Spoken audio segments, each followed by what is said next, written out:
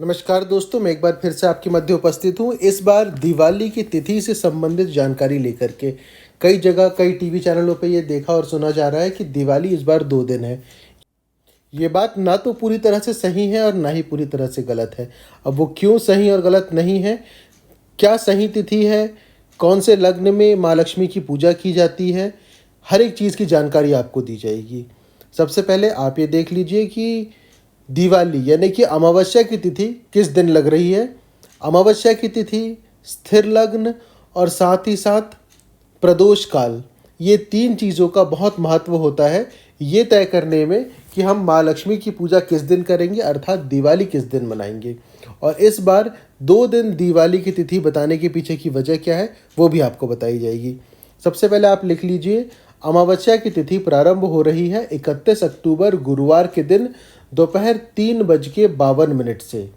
यानी गुरुवार को अमावस्या की तिथि प्रारंभ हो रही है 3:52 से और समाप्त हो रही है अमावस्या की तिथि 1 नवंबर शुक्रवार का दिन शाम को 6:16 पे। ये थी अमावस्या की तिथि। अब दिवाली मनाने के लिए हमको 2 चीज़ों की और आवश्यकता होती है जिसके हिसाब से हम दिवाली की तिथि या मुहूर्त निकालते हैं, और वो है सबसे पहला प्रदोष काल।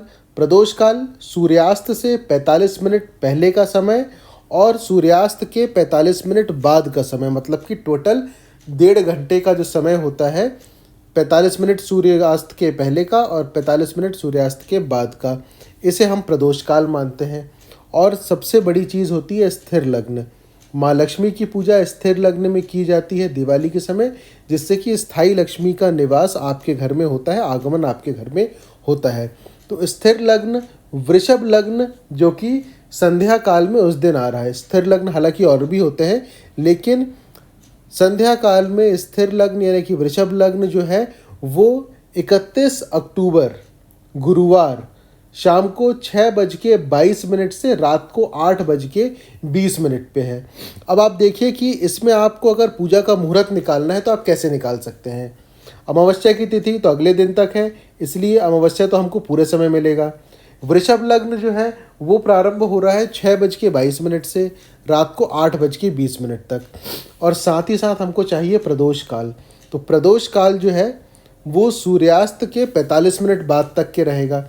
अगर मान लीजिए आपके शहर में सूर्यास्त हो रहा है 5:45 में, तो जो प्रदोष काल की तिथि रहेगी वो शाम को 5:45 से लेकर के, यानी कि सूर्यास्त के समय से लेकर के आने वाले 45 मिनट यानी 6:30 तक के रहेगी। उस हिसाब से अगर हम अति शुभ मुहूर्त देखें तो वो बनता है 6:22 से लेकर के 6:30 के बीच का। अब 8 मिनट में पूजा तो समाप्त हो नहीं जाएगी, इसीलिए इस 8 मिनट के अंदर आप चाहे तो पूजा प्रारंभ कर सकते हैं।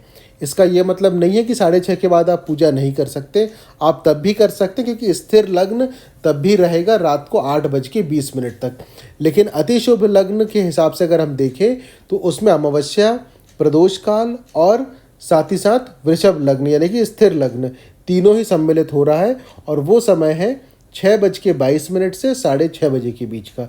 तो आप चाहे तो इस 8 मिनट के भीतर पूजा प्रारंभ कर दें, फिर वो आपकी पूजा जब भी समाप्त हो तब भी चलेगा, उसमें कोई समस्या नहीं है। ये स्थिर लग्न निकालने का और दिवाली का समय देखने का तरीका था। जो लोग शाम के समय पूजा करते हैं ये उनके लिए था।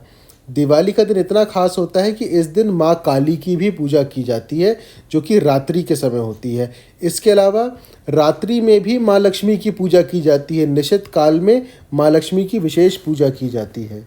निशित काल का जो मुहूर्त है वो रहेगा 31 अक्टूबर गुरुवार की रात 11:28 से 12:19 के बीच में। जो लोग संध्या काल में माँ लक्ष्मी की पूजा कर रहे हैं वो संध्या काल में ही एक अखंड दीप प्रज्वलित कर दें, और प्रयास ये करें कि वो दीपक जो है वो प्रातः यानी कि कम से कम सुबह 4-5 बजे तक के जलता रहे। और जो लोग निशित काल में पूजा करना चाहते हैं तो माँ लक्ष्मी की पूजा भी कर सकते हैं, और क्या करना है वो भी आपको बता दिया जाएगा अभी। उस समय भी आप एक अखंड दीपक प्रज्वलित करिए, और अखंड दीप ऐसा प्रज्वलित करें कि वो सुबह तक जलता रहे। अब रात्रि के समय आप क्या पूजा कर सकते हैं, माँ लक्ष्मी के मंत्र का जाप कर सकते हैं। मंत्र आपको जो बताया हुआ था। गुरु पुष्य नक्षत्र के उपाय में आप चाहे तो उसे कर सकते हैं। उसके अलावा कनक धारा स्तोत्र का आप पाठ कर सकते हैं। माँ लक्ष्मी के मंत्र की जो जप संख्या है वो 5 माला, 7 माला, 11, 21 या फिर अपनी शक्ति अनुसार आप इससे ज़्यादा भी कर सकते हैं। मंत्र जाप के अलावा आप कनक धारा स्तोत्र, लक्ष्मी स्तव का भी आप पाठ कर सकते हैं, श्री सूक्त का आप पाठ कर सकते हैं। ये सारी चीज़ें आप कर सकते हैं।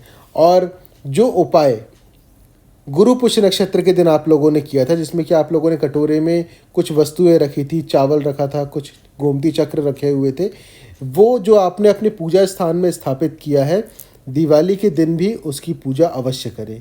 वैसे तो आपको रोज़ ही उसकी पूजा करना है, क्योंकि आपने एक प्रकार से माँ लक्ष्मी को अपने घर में स्थायी रूप से निवास करने के लिए आमंत्रित किया और उन्हें ही स्थापित किया है, उन्हें ही बैठाया है अपने पूजा स्थान में।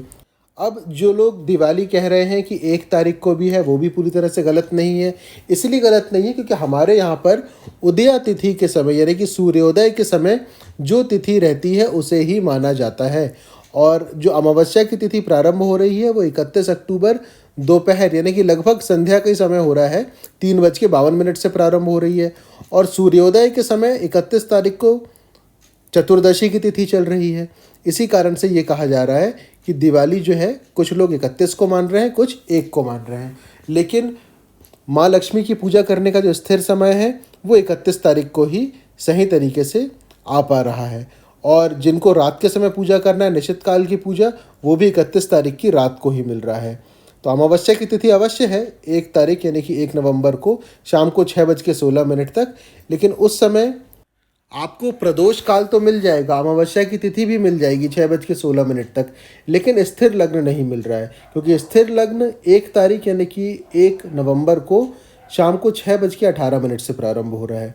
इसीलिए स्थिर लग्न के अभाव में प्रयास यही करें कि आप 31 अक्टूबर को जो समय आपको बताया है 6:22 से 6:30 बजे के बीच में, जिसमें आपको तीनों चीज़ें मिल रही है, उसी समय पर आप माँ लक्ष्मी की पूजा प्रारंभ कर दें। फिर वो समाप्त जितनी भी देर में हो, उससे कोई दिक्कत की बात नहीं है। जो लोग नए हैं वो चैनल को सब्सक्राइब ज़रूर कर ले, घंटी का चिन्ह ज़रूर दबा दें। और कोई प्रश्न हो आपका तो नीचे कमेंट बॉक्स में लिख करके आप पूछ सकते हैं। जल्द ही दूसरी जानकारी के साथ फिर उपस्थित होंगे। धन्यवाद।